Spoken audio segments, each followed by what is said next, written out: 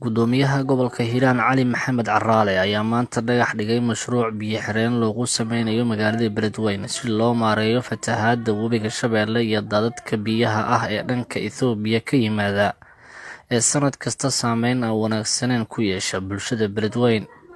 Munaasabadda dhagax dhigga waxaa goobjoog ka ahaa guddiga gurmadka ee ka socday Somaliland, guddiga gurmadka fatahaadda Beledweyne, odayaasha dhaqanka iyo qaybaha kala gedisan ee bulshada rayidka.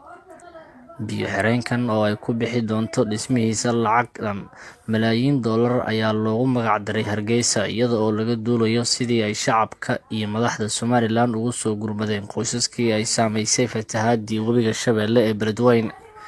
Guddiga gurmadka Somaliland ka socday ayaa durba goobta kaga yaboohay lacag dhan 400 kun oo doolarka Mareykanka ah oo ay dhankooda kaga qayb qaadanayaan dhismaha biyo-xireenka Hargeysa ee Beledweyne lagu wado in laga hirgeliyo.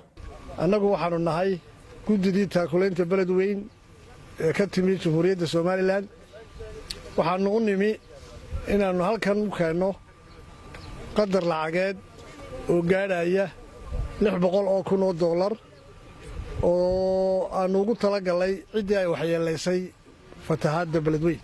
waxaannu isla garannay annaga iyo guddidii taakulaynta Beledweyne, gobornatorihii barasaabkii iyo odayaashii dhaqankaba in lacagtaa looga faa'iideeyo in Beledweyne lagaga duwo biyaha ku fatahaya oo loo sameeyo jannaladii ay mar lahaayeen. waxaa lagu qadaray lacag dhan feasibility study-gii uu sameeyey barasaabku isagaa ka warrami doona 7 milyan iyo siyaado. waxay noqotay waryaa ku dhiiranaya ee bilaabaya lacagtaas. waxaa nasiib u helay inay lacagtaa bilaabaan Jamhuuriyadda Somaliland, madaxweynaheeda iyo shacbigeeduba inay 400 kun oo doolar ku bilaabaan kuna dhex dhigaan saaka in mashruuca lagu furo.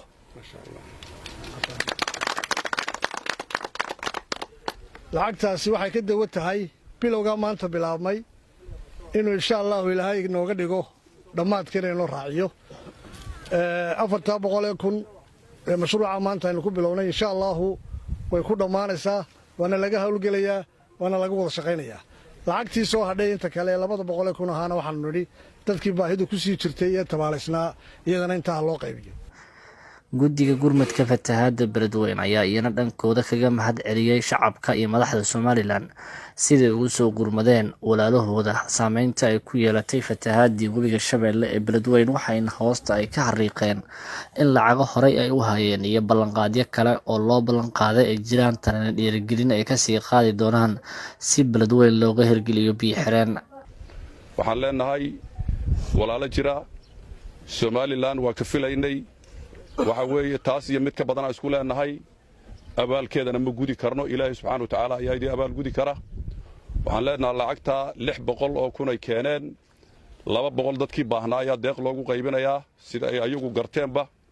400 kunna waa taa halkaa ay ku dhagax dhigeen ay ka bilaabeen biyo-xireenkii. annagana guddigii hore oo hawsha waday waatii aan maalin dhaweed sheegnay 130 kun oo doolar ayaan haynaa. markii la isku daro waxaan haynaa 530 kun oo doolar. shirkadda Dahabshiil waxay ku deeqday 150 kun oo doolar oo ka dheeriya lacagtaani ku soo deeqday. Dahabshiil waa Soomaali, ma aha macnaha meel looma dhisbayn karo. hase ahaatee fadhigeedu waa Hargeysa. lacagta 150 kun oo doolar ay hore u dhiibeen, lacagtan socotana 50 kun oo doolar ayay ku soo dareen. lacagaha deeqaha marka la isku daro waxa hadda Soomaaliland naga soo gaaro waa milyan iyo lacag ka badan qiyaastii marka la fiiriyo halka gobolkan ee hadda ku leeyahay fatahaaddan. tan kale u baahan barnaamijkan waa ka wada hadalnay madaxda shirkadda Hormuud si gaar ah u danaynayaan. anigoo ku hadlaa magacoodan waxaan ballan qaadaynaa qaybta ugu muhiimsan ama ugu badan inaan ka qayb qaadan doono haddii la yiraahdo. maxay ahayd qof walban abaalkay geysatay waa u yaala sida guusha gaarka oo Somaliland wax yimaad ayda ugu horeysay, haddana wax yimaado oo dhagax dhiga oo mashruucii iyo dhibaatadii dhacday ka dhagax dhiga haddana ayaga ugu horeeyay. waa guul gaar ah oo Somaliland lala qabin. waa uga mahad celinaynaa wadada dheeray soo mareen. Gudoomiyaha gobolka Hiiraan Cali Maxamed Caraale oo gabagabadii ka hadlay munaasabadda dhagax dhigga biyo-xireenka ayaa u mahad celiyay Somaliland.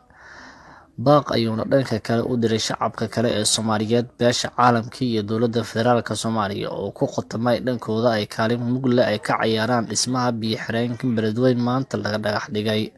anoo ku hadlayaa magaca gobolka waa idinka guddoonnay deeqdii aadna siiseen ee $600,000 ahayd 400,000 aad ugu tala gasheen mashruuca biyo-xireenka ee degmada Beledweyne ee muddada dheer dhibaatada soo noqnoqotay iyo $200,000 aad ugu tala gasheen dadka masaakiinta ahaa ee baahan ee weli maaragtay lisleeyahay waxa ma gaarin in la gaarsiiyo aad iyo aad ayaan idinka mahad celinaynaa runtii waxaad naga furteen waxaad noo samayseen daahfur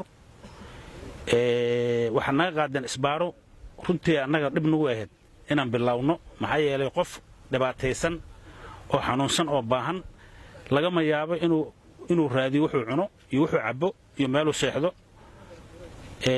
haddana uu ka fikiro xalkii waara mustaqbalka ahaa inuu yidhaahdo mashruucan ka fikiraa waad nagu dhiirigeliseen maanta rajo weyn ayaa halkan ka muuqata dhagaxdhigga halkan aad maanta dhagax dhigteen anoo ku hadlayaa magaca gobolka mashruucan waxaan ugu magac dareynaa si official ah waxaan ku mataanaynaynaa magaalada Hargeysa annagoo ku sharfeena wafdiga Soomaaliland ee maanta halkan yimid